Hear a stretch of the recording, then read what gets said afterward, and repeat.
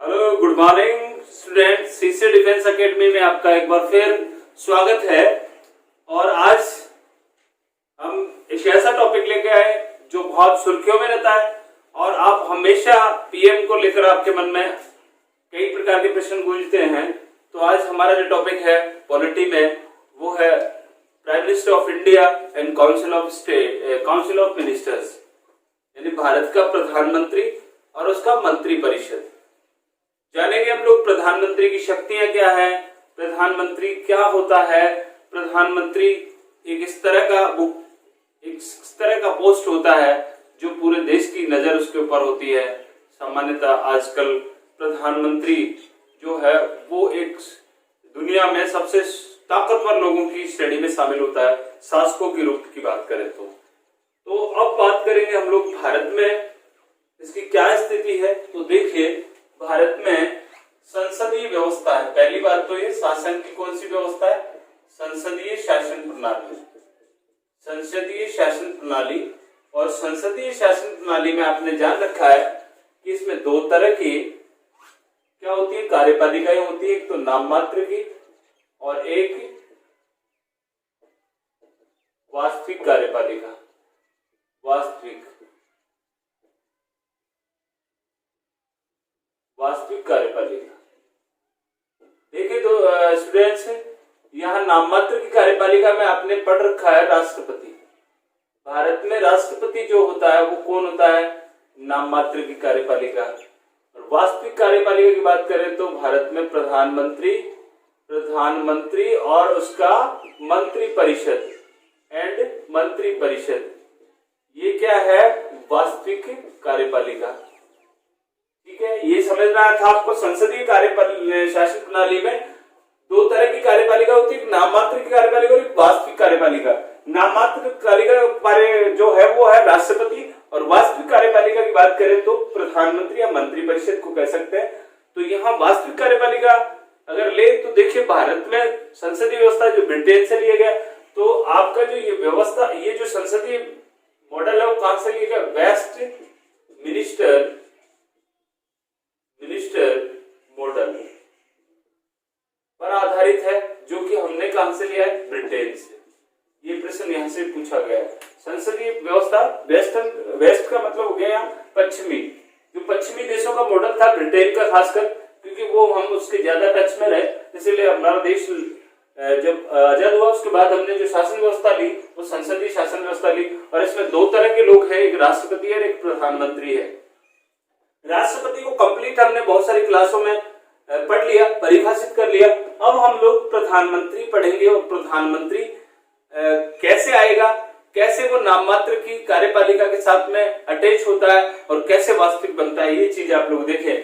तो यहाँ देखें हम कि आपने पढ़ा था कि 52 में भारत का एक राष्ट्रपति होगा, और 53 जो आर्टिकल था आपका 53, उसमें ये कहा गया था कि वह अपने परामर्श के लिए एक मंत्री परिषद, या ये कह सकते हो परामर्श के लिए क्या करेगा? एक समूह बनाएगा, जिसको वहां तो यही कहा गया था, या तो वो स्वयं करेगा अपनी शक्तियों का प्रयोग, या किसी अधीनस्थ अधिकारियों के द्वारा इनका प्रयोग करेगा, अधीनस्थों के द्वारा। तो ये अधीनस्थों की आवश्यकता की बात करी गई है, यहाँ अपने अधीनस्थ अधिकारियों के द्वारा बात करी गई है। अब अधिकारी कौन होंगे? यहाँ पर आर्टिकल आपका आता है सीधा 74 में, और 74 में ये कहा गया है कि राष्ट्रपति अपनी शक्तियों का प्रयोग करने के लिए मंत्री परिषद का गठन करेंगे। मंत्री परिषद का गठन करेंगे, ऑफ मिनिस्टर का गठन करेंगे, और उसका हेड जो होगा वो कौन होगा? पीएम होगा। ऐसा कहा गया कहां पे? आर्टिकल 74 में। तो मंत्री परिषद का उल्लेख कहां मिलता है? आर्टिकल 74 में। इसके बाद में जब ये बात कहेगी कि जितनी भी शक्तियां होंगी राष्ट्रपति में, आर्टिकल 53 कहता है सारी शक्तियां किसमें होंगी? राष्ट्रपति में। राष्ट्रपति चाहे तो स्वयं अपनी शक्तियों का प्रयोग करेगा या अपने अधीनस्थों के लिए, तो अपनी परामर्श के लिए इन शक्तियों का प्रयोग करने के लिए वो मंत्री परिषद बनाएगा। इतनी बात आपको समझ में आ गई होगी। और उसका हेड कौन होगा? पीएम होगा। इसका मतलब अब आपको क्या करनी पड़ेगी? नियुक्ति करनी पड़ेगी। प्रधानमंत्री और मंत्रिपरिषद की। तो देखिए प्रधानमंत्री की नियुक्ति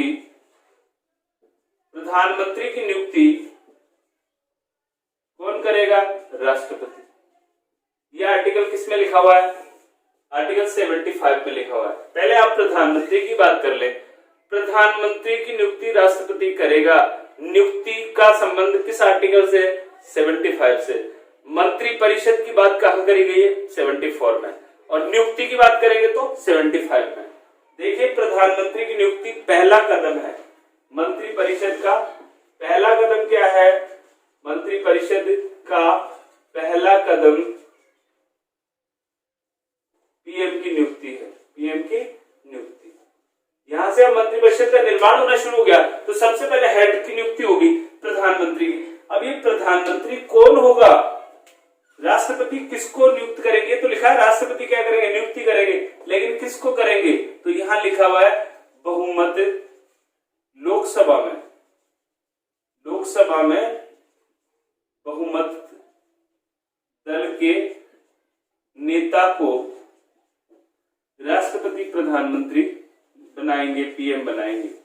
कौन बनाएंगे? राष्ट्रपति जी पीएम बनाएंगे। किसमें? लोकसभा में। अब लोकसभा में आपने देखा लोकसभा में जो आंकड़ा है सरकार बनाने का, वो जैसे वर्तमान स्थिति में बात करें तो लोकसभा में जो निर्वाचित सदस्य हैं वो है 543। 543 का आधे से 1 प्लस, यानी सरकार बनाने के लिए आपको कितना आंकड़ा चाहिए? सरकार बनाने के लिए जादुई आंकड़ा जिसको कहते हैं, इसके लिए सभी दल क्या करते हैं? प्रयास करते हैं, चुनाव लड़ते हैं कि हमारी गवर्नमेंट बनेगी। तो 545 में से 272 लाना अनिवार्य है। 272 से ज्यादा तो 300 भी ला सकते हो। जैसे अभी बीजेपी की गवर्नमेंट है, जो आपकी एनडीए चल रहा है, उसके पास में 300 से भी ज्यादा सीटें हैं। लेकिन कम से कम 272 सीटें जिसके पास में होगी वो अपना एक नेता चुनेंगे। क्या चुनेंगे? नेता चुनेंगे। उसे कहते हैं बहुमत दल का नेता। और इस नेता को ही प्रधानमंत्री बनाते हैं राष्ट्रपति। और वो नेता ये कहता है कि मेरे पास में पूर्ण बहुमत है। तो यहाँ पहले बात कर चुके हैं कई बार इसके बारे में। तो बहुमत दल के नेता को प्रधानमंत्री नियुक्त किया जाता है। आपका 272 आंकड़ा ये आपको ध्यान में रखना है। जैसे ही प्रधानमंत्री की नियुक्ति हो गई, अब देखिए हम लोग प्रधानमंत्री को पढ़ रहे हैं, विशेषकर तो प्रधानमंत्री संबंधित सारी बातें करेंगे हम लोग। तो प्रधानमंत्री की नियुक्ति होने के बाद प्रधानमंत्री जो है वो देश का, ये कह सकते हो, वास्तविक शासन व्यवस्था का जो प्रधान है वो प्रधान है। और जितने भी प्रधानमंत्री हुए वो प्रधानमंत्री की जो पावर्स हैं वो सेम होती हैं।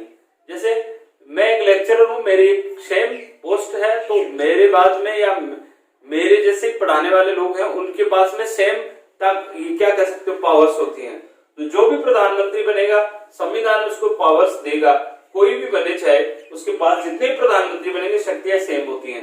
लेकिन कई बार आप देखते हैं ताकतवर प्रधानमंत्री, कई बार देखते हैं कि कमजोर प्रधानमंत्री साबित हुआ। तो इसके पीछे क्या रीजन है? इसके पीछे उस प्रधानमंत्री का क्या कह सकते हो, प्रधानमंत्री जो बना है, प्रधानमंत्री का क्या है? व्यक्तित्व। क्या है? व्यक्तित्व।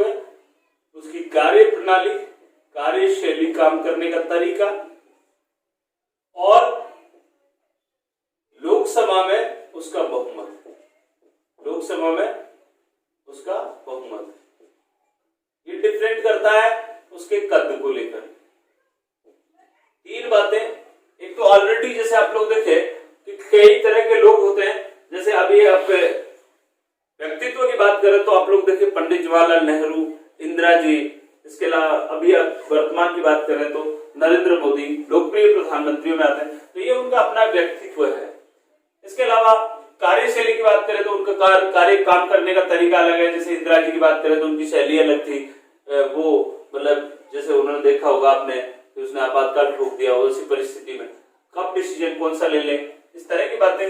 इसके अलावा लोकसभा में अगर उसका पूर्ण बहुमत है तो उसकी काम करने का तरीका अलग होता है। कुछ कमजोर प्रधानमंत्रियों की श्रेणी में एच डी देवगौड़ा, इंद्र कुमार गुजराल, जो बहुमत की सरकारें आई, इनको कमजोर साबित किया गया क्योंकि उनके पास में बहुमत नहीं था लोकसभा में।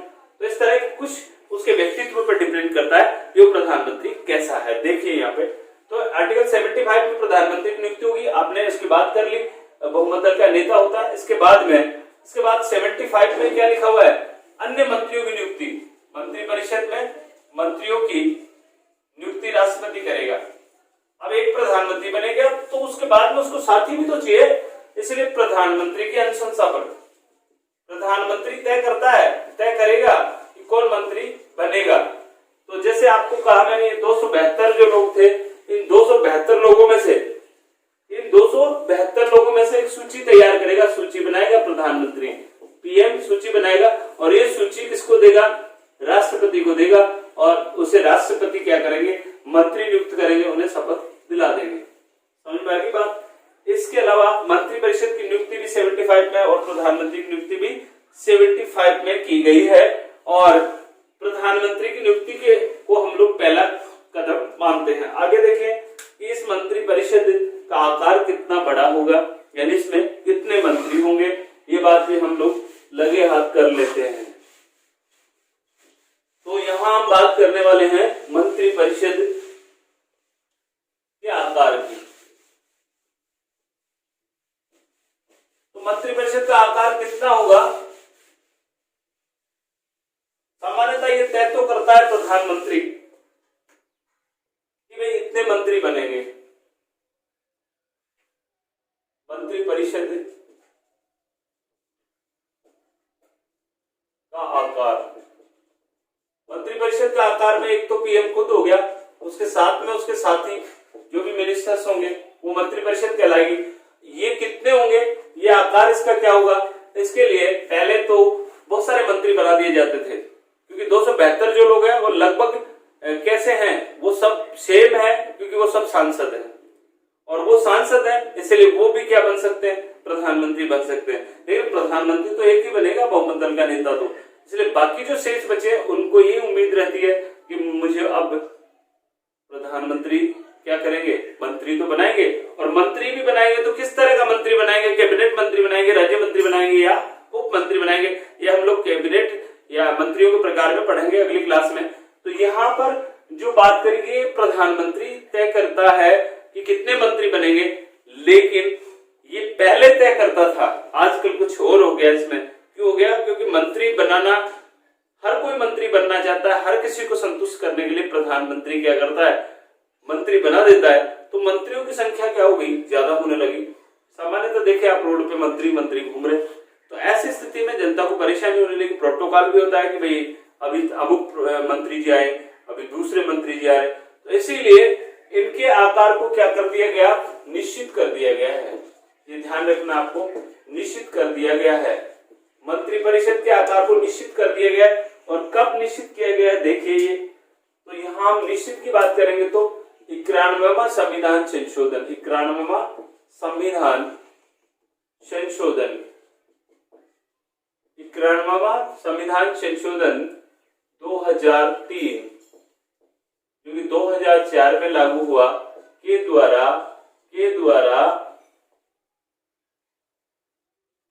क्या कर दिया गया है, के द्वारा मंत्रिपरिषद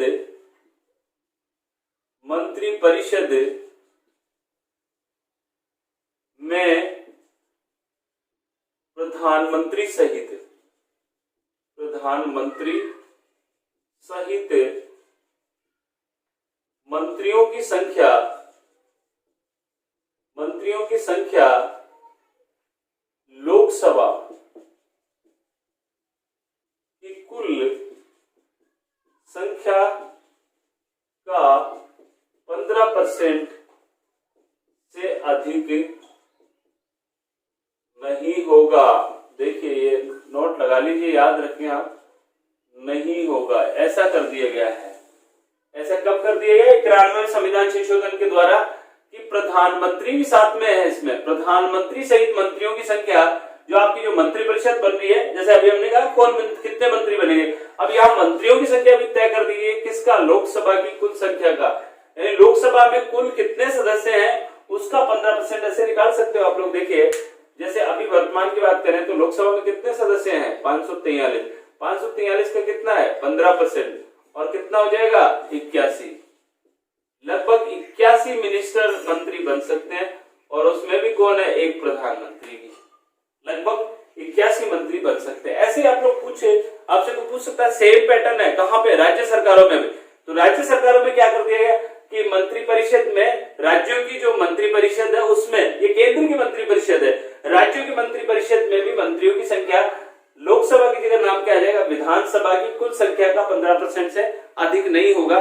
तो अब आपसे पूछ ले राजस्थान में मंत्री कितने बन सकते हैं, या अशोक गहलोत जी की जो सरकार है उसमें कुल कितने मंत्री बन सकते हैं, तो आपको सीधा सीधा क्या लिखना है, लोकसभा की जगह विधानसभा की कुल संख्या का 15%। अब विधानसभा में कितने सदस्य हैं, हमारे एमएलए कितने हैं, 200, तो 200 इंटू 15 बराबर कितना हो जाएगा, 30 मंत्री बन सकते हैं मुख्यमंत्री सहित। ऐसा आप लोग के कॉन्सेप्ट ध्यान में रखें। तो ये आपको ये सूत्र आपको याद होना चाहिए कि पीएम सहित आप इतना बना सकते हैं। इसके अलावा प्रधानमंत्री के उत्तरदायित्व की बात वहां पर हम लोग कर रहे थे कि प्रधानमंत्री जो सदस्य है वो उसमें ये भी देखा सकता है कि वो सामान्यतः लोकसभा से ही होता है, लेकिन उसे क्या कहा गया है कि वह बहुमत दल का नेता होना चाहिए। तो भारत में प्रधानमंत्री बनने के लिए योग्यता क्या है कि उसको सांसद होना चाहिए, लेकिन बिना सांसद के भी कोई प्रधानमंत्री या मंत्री बन सकता है।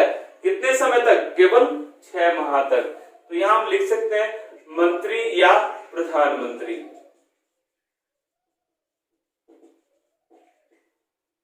बनने के लिए संसद के दोनों सदनों में से किसी एक का सदस्य होना जरूरी है। अब देखिए ये बात आ गई यहाँ पे, या तो मंत्री बनना हो या प्रधानमंत्री। बात एक ही है कि संसद के 2 सदन लोकसभा और राज्यसभा, गारंटी नहीं है। या लोकसभा कुल क्या लिखा हो, लोकसभा में बहुमत दल का नेता, लोकसभा में बहुमत दल का नेता नहीं कि वो लोकसभा का सदस्य होना चाहिए, ऐसा नहीं है। संसद के किसी भी सदन से, राज्यसभा या लोकसभा से कहीं से भी हो सकता है। जैसे कई लीडर्स आए जो राज्यसभा से भी आए, जैसे इंदिरा गांधी जो प्रधानमंत्री बने थे वो राज्यसभा से थे, मनमोहन सिंह जी राज्यसभा से थे। तो ऐसे डायरेक्ट उन्होंने चुनाव नहीं लड़ा, राज्यसभा से आए थे। तो संसद के दोनों सदनों में से किसी एक का सदस्य होना जरूरी है। और बिना सदन का सदस्य हुए ही मंत्री या प्रधानमंत्री बन सकता है। क्या कर सकता है, बन सकता है, लेकिन उसे 6 माह के भीतर किसी सदन से क्या होना होगा, किसी एक सदन से निर्वाचित होना होगा, ये ध्यान रखना। बिना कहीं से, ये पहली बात ये कहती कि वो किसी एक सदन का सदस्य होना चाहिए, लेकिन उस समय जब प्रधानमंत्री या मंत्री बनाया जाए तो ऐसे व्यक्ति को भी बनाया जा सकता है जो उस समय किसी भी सदन का सदस्य नहीं, चुनाव जीता ही नहीं। ऐसे व्यक्ति को भी प्रधानमंत्री बनाया जा सकता है, ऐसे व्यक्ति को भी मंत्री बनाया जा सकता है, लेकिन शर्त लिख देगी कि 6 महीने के भीतर उसे किसी भी एक सदन से निर्वाचित होकर आना पड़ेगा। अगर ऐसा नहीं होता है तो वह अपना पद से छोड़ना पड़ेगा। ठीक है, तो यहाँ प्रश्न ये भी आ सकता है कि प्रधानमंत्री के लिए आप लोग ये भी कह सकते हो क्या बिना सदन का सदस्य बने हुए प्रधानमंत्री बन सकता है? बिल्कुल बन सकता है। समय सीमा क्या है? अधिकतम 6 माह। और बहुमत दल का नेता होना चाहिए, यानी भारत में प्रधानमंत्री की योग्यता क्या है, वह बहुमत दल का नेता होना चाहिए, लोकसभा में बहुमत दल का नेता होना चाहिए। आज की क्लास इतनी, मिलते हैं कल के लिए अगली क्लास में। दोबारा से रिपीटिशन करें बार बार। यहाँ से जो प्रश्न बनने वाले थे मैंने जैसे ये बताया, यहाँ से प्रश्न बन सकता है, यहाँ आप लोग देख सकते हैं ये प्रश्न है, हर जगह से प्रश्न में यहाँ क्वालिटी दी गई है, तो आप लोग देखें। आपने मेरी क्लास सुनी, इसके लिए आपको बहुत बहुत धन्यवाद।